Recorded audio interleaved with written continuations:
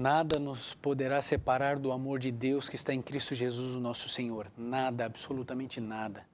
E isso deve ser mais uma segurança de fé e de coragem para todos nós.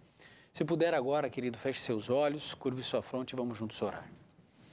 Querido Pai, a mensagem de hoje é uma mensagem contundente, reveladora, uma mensagem que poderá transformar a vida de muitas pessoas. Por isso, ó Deus, nós imploramos que o Senhor tenha misericórdia de nós, que o Teu Santo Espírito trabalhe no nosso coração, que possa nos mostrar algumas coisas, que possa nos revelar outras, e que assim, ó Deus, tenhamos a certeza de que o Senhor está enaltecendo a Tua verdade. Permaneça, Senhor, ao nosso lado, é o que pedimos e agradecemos em nome de Jesus. Amém. Querido, você sabe, eu viajo o Brasil inteiro e eu tenho acompanhado muitas coisas no Brasil, fora do Brasil. Eu tenho acompanhado muitas coisas acontecendo na internet, algumas me alegram, outras me entristecem. Eu fico muito preocupado com os caminhos que o cristianismo tem tomado no nosso país. Eu não sei se você também tem essa mesma preocupação. As coisas que vêm acontecendo têm me deixado estarrecido. Eu acredito que as pessoas de bom senso também. Sabe, a primeira coisa que a gente precisa lembrar é que o cristianismo não é uma religião mística. Isso ficou claro para você? O cristianismo nada tem a ver com misticismo. Vou dar um exemplo que eu sempre dou quando eu viajo. A água do batismo, de um tanque batismal, onde as pessoas são imersas na água. Aquela água é uma água especial? Não. 1000 vezes não. Aquela água é uma água tão comum quanto a água que você tem na torneira da sua casa. Mas o cristianismo é uma religião que está recheada de simbolismos. É um simbolismo, a pessoa simbolicamente morre para a sua vida de pecado e nasce para uma nova vida em Cristo Jesus. Mas aquela água, aquilo é um símbolo. Os elementos da ceia do Senhor, o suco de uva não fermentado, o pão sem fermento, representa o sangue, símbolo, o sangue de Cristo e o corpo de Cristo, símbolo. Agora, isso nada tem a ver com misticismo. E o que nós temos percebido é que dentro dos movimentos pentecostais e neopentecostais, há uma onda de misticismo crescente e milhares de pessoas estão embarcando nesse caminho que não é bíblico e que as pessoas acabam desviando a fé que deveria estar em Deus e passa a ter fé em objetos. A gente já viu isso na história, na Idade Média, e está se repetindo em nossos dias. Se você tem aí uma Bíblia, você pode abri-la em Hebreus, no capítulo 11, no verso 1. Nós vamos encontrar uma base de adoração aqui. Como que a gente se aproxima, como deve ser a nossa fé. Nós sabemos que somos salvos, pela graça mediante a fé. Então, a fé é um elemento importante dentro da salvação. E a Bíblia fala a respeito de um pouco de como se exercer essa fé. Hebreus 11:1 diz assim, ora, o que é fé? Fé é certeza de coisas que se esperam, ou seja, ainda não aconteceram, e a prova de coisas que não se veem. Isso é fé. Fé, você tem certeza de coisas que você ainda espera acontecer, você já tem a fé agora de que aquilo vai acontecer, isso é fé. E também a prova de coisas que nós não conseguimos ver. Como, por exemplo, Deus. Acreditar em Deus exige fé, porque eu não consigo ver. O problema é que a gente tem percebido, e você também, que as pessoas elas estão desviando o foco da fé, que deveria ser em Deus, para objetos. Como eu disse, isso aconteceu no passado, na Idade Média. Você sabe como que os historiadores acabaram apelidando a Idade Média como Idade Escura? Porque não havia conhecimento, não havia liberdade, não havia desenvolvimento moral, espiritual, científico. Foi uma época de densas trevas, é a Idade Escura. Naquela época, a religião era tenebrosa. A religião era anti-religião, era antibíblica, não tinha nada a ver com o que hoje eu e você conhecemos. Naquela época, o indivíduo podia comprar relíquias. Se você for pesquisar, você vai descobrir que na Idade Média existiam 3 classes de relíquias. Primeira classe, segunda classe e terceira classe. O que eram essas relíquias?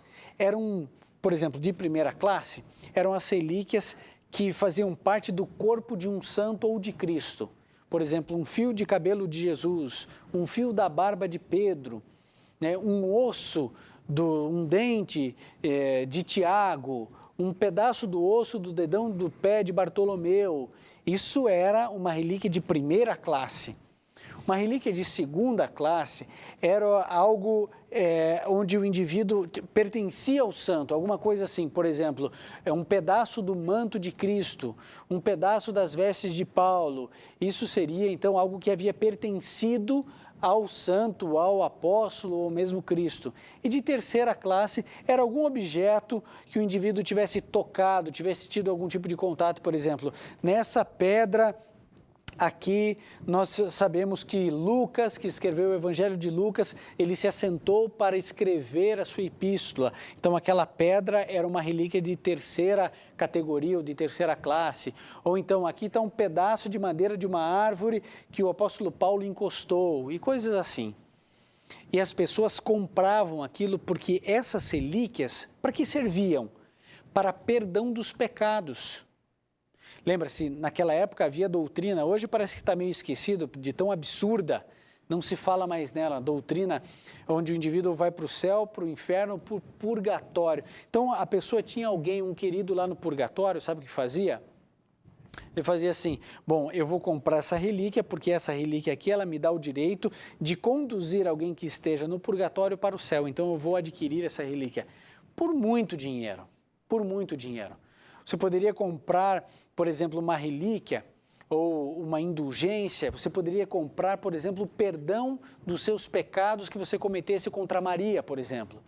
E o indivíduo tinha lá um documento dizendo qualquer pecado que eu cometer contra a mãe de Jesus até o fim da minha vida, eu tenho tudo perdoado, por esses pecados eu não vou pagar porque eu comprei o perdão do meu pecado.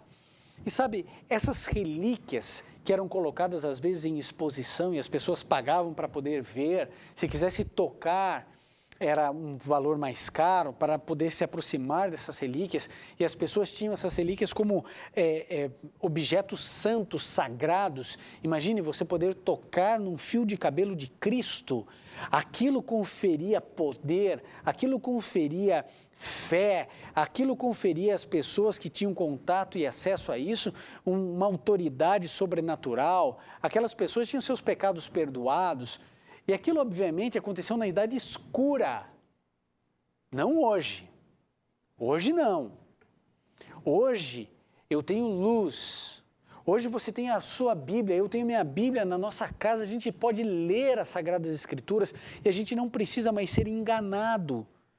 Pessoas que querem desviar a sua fé para a fé em objetos, isso é satânico, é diabólico. Veja o que Jesus Cristo disse em João 4, Evangelho de João, no capítulo 4, no verso 24. Olha o que a Bíblia diz a esse respeito. João 4, verso 24 diz assim: Deus é Espírito, é Jesus falando. Deus é Espírito e importa que os que o adorem em espírito e em verdade. 2 aspectos. Primeiro, quem adora a Deus, e eu acredito que você seja um adorador do Deus verdadeiro, você o adora em espírito. Eu não vejo Deus, eu não toco Deus. Como esses pastores, apóstolos, bispos, eles missionários, eles não podem materializar Deus, eles pegam objetos, dizem que esses objetos estão consagrados, ungidos, abençoados e vendem isso para as pessoas. Como era feito na Idade Escura. Mas não cola mais isso, porque hoje nós temos a Bíblia nas nossas mãos. Querido, você não pode desviar a tua fé em Deus. Deus é espírito e importa que você o adore em espírito para objetos. Aqueles que estão ouvindo essa mensagem por uma das nossas rádios Novo Tempo, você não vai poder acompanhar visualmente, mas você continue acompanhando. Eu vou mostrar alguns elementos aqui para aqueles que estão assistindo pela TV ou pela internet, mas você consegue visualizar de maneira muito fácil esses objetos. Eu tenho, por exemplo, aqui em minhas mãos, agora um martelo. É um martelinho. A nossa secretária aqui, ela pagou R$10 nesse martelo, numa loja aqui no centro de Jacareí. Foi comprado esse martelo ontem, certo? Esse martelo. Esse martelo aqui, as pessoas, não exatamente esse, mas agora imagine você, que eu digo para você que esse martelo é um martelo abençoado. Que eu, pastor Ivan Saraiva, orei sobre esse martelo e que esse martelo vai quebrar todas as maldições que estão acorrentando você em sua vida. Que esse martelo é um martelo especial, porque esse martelo, se você tiver esse martelo na sua casa, você vai colocar ele numa parede e ele vai quebrar todas as maldições financeiras, emocionais, espirituais, as drogas que estão aprisionando seu filho, vai quebrar essas correntes. Você acredita numa coisa dessa? Querido, a sua fé está em Deus e em Jesus e não no martelo. Mas sabe, as pessoas, a criatividade das pessoas, elas só aumentam. Por exemplo, eu já vi, você já deve ter visto, o projeto da caneta consagrada. Já viu? Caneta consagrada. Eu vou pedir aqui para essa câmera dar um close aqui. Esse aqui é um lápis da TV Novo Tempo. Não sei se vai conseguir pegar aqui, na minha mão direita. É um lápis da TV Novo Tempo, certo? Agora você imagine o seguinte, a gente faz uma campanha do lápis abençoado. Pode cortar para mim aqui agora, por favor.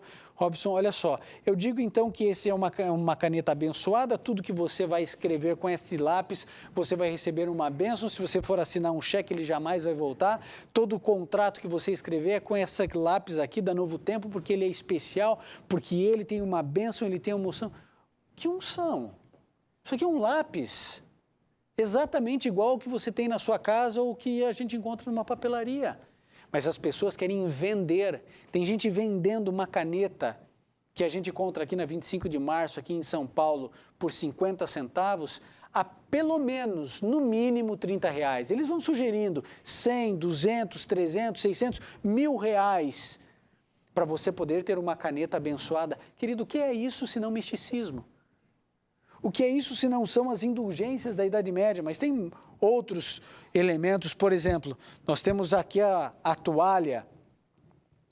Tem gente dizendo que é a toalha abençoada, então você pega na toalha do indivíduo e tem o suor do indivíduo, então é uma toalha abençoada, ele orou pela toalha, então você pega e faz uma montanha de donativos e você vai receber na sua casa uma toalha abençoada. Essa toalha você vai fazer tudo e você vai abençoar. Você que está doente, você vai usar a toalha e vai dar tudo certo na sua vida. Querido, isso não representa o Evangelho, isso não representa Jesus, isso é crendice, ok? A gente vai percebendo algumas coisas, né?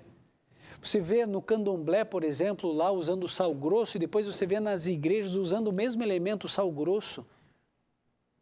Vocês sabem que as pessoas falam a respeito da água abençoada. O pessoal diz assim, ó, põe uma garrafinha de água em cima do seu televisor, a água ungida.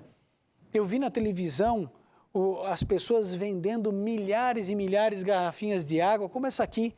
Vou pedir para mostrar aqui, ó, essa aqui eu pedi para colocar um logo da Novo Tempo. Quero ressaltar que a Novo Tempo não está vendendo água, nem distribuindo água, água você tem aí na sua casa. Mas você já imaginou, se eu chegasse aqui para você e falasse assim, olha, essa aqui é uma água especial, essa aqui é uma água abençoada, ungida, água consagrada, você vai beber essa água, quando você terminar de beber essa água aqui, a sua doença vai desaparecer. Você tem fé? Aí, se não desaparecer a doença, aí eu boto a culpa na sua fé. Aí eu digo assim, não, é que você não teve fé, a água estava ungida, você não foi curado porque você não teve fé, você bebeu como se fosse qualquer água, você tem que ter fé também. Aí é muito simples, é muito fácil simplesmente me safar quando as situações não acontecem do jeito que eu imagino. Agora, se realmente você for curado, aí eu digo, é a minha água. Querido, por favor, eu conversava com Ailton Santana, que trabalha aqui com a gente na produção dos materiais, está escrito na Voz da Profecia, e ele me falava a respeito de pessoas que fazem o seguinte, olha, você quer ter seus sonhos realizados? Então venha para a igreja no culto do poder e traga a sua fronha. Isso mesmo, a sua fronha, a fronha do seu travesseiro. Você não quer que seus sonhos se realizem? Então traga a sua fronha. E assim vai. Ele estava me contando a respeito de uma técnica de troca de anjos. Você já ouviu falar nisso? O indivíduo diz o seguinte, olha, a sua vida está amarrada, nada funciona, está tudo errado na sua vida, é assim que está a sua vida. Então existe um problema aí. Satanás, muito astuto, está mandando anjos mais potentes do que o anjo que está com você. E nós temos uma cerimônia aqui na nossa igreja para fazer uma troca de anjos. Deus vai trocar o seu anjo ainda mais poderoso. Claro, você vem para cá e aí vem com o seu cheque, né, se preciso ainda, se possível, em branco, entrega as folhas para cá, para a gente fazer a troca do anjo. Querido, por que eu dei tantos exemplos? Por que eu gastei tanto tempo nisso? Por que existe a enquete no nosso blog, estaescrito.com.br ou novotempo.com.br está escrito, para você ir lá participar, interagir nas nossas redes sociais, no nosso blog. Para você entender, eu quis condensar tudo isso e trazer tudo em um momento só, para você entender o absurdo. Tem gente vendendo par de meia na televisão a R$ 153. Sim, porque daí você vai usar aquela meia e onde a sola do teu pé pisar vai ser terra santa, terra abençoada, e as pessoas acreditam nisso. O que eu estou dizendo para você é que tudo isso é mentira. A sua fé precisa estar em Deus, e nós já vimos pela Bíblia que Deus é Espírito e importa que o adoremos em Espírito. Claro isso. Há mais um texto que eu quero repartir com você. João 8,32, porque aqui diz que a gente tem que adorar em espírito e em verdade. João 8, verso 32, um texto bastante conhecido que diz o seguinte, João 8,32, é Jesus dizendo, e conhecereis a verdade e a verdade vos libertará. Querido, quando você estuda a Bíblia, você não cai nessa história de martelo ungido, água consagrada, caneta ungida, toalha do poder, troca de anjo, compra de meia, estão vendendo tudo. Para que você acredite que aquilo ali tem um poder sobrenatural, mas não tem. Não tem. Tudo isso é feito para tirar o seu dinheiro. Querido, deixa eu explicar uma coisa para você. Quando você dá o seu dinheiro na sua igreja, você está dando para a igreja, você não está dando para Deus. Ok? Porque Deus não precisa nem do meu dinheiro, nem do seu dinheiro. Você está dando o seu dinheiro para abençoar e manter aquele ministério. É isso. Se você acredita naquele ministério, você ali faz a sua doação, você devolve ali o seu dízimo porque você acredita naquilo. Agora, é para a igreja, para a manutenção e expansão daquele ministério. Não me diga que o indivíduo está entregando dinheiro para Deus, porque ele não está entregando dinheiro para Deus. Você acha que Deus usa dinheiro no céu? Ah, eu estou precisando aqui de mais dinheiro, fazer reservas cambiais. Você acha que Deus precisa disso? Obviamente que não. Então, querido, muito cuidado, você está desesperado, precisando de bênção, sua vida está cheia de problema e você está indo no lugar errado. É o indivíduo que está morrendo de sede e está caindo com a boca no sal. Você vai continuar com sede e vai aumentar a sua sede. Se você tem problemas, vá para a Bíblia. Se você tem sonhos, vá para a Bíblia. Se você tem dificuldades na sua vida emocional, corra para a Bíblia. Se você tem angústia de alma, vá para a Bíblia. Se você não se aceita do jeito que é, vá para a Bíblia. A Bíblia é a saída. Conhecereis a verdade e a verdade vos libertará. Não é a água, não é a fronha, não é a caneta, não é a toalha, não é a meia, não é nada disso. Você precisa voltar-se para a Bíblia.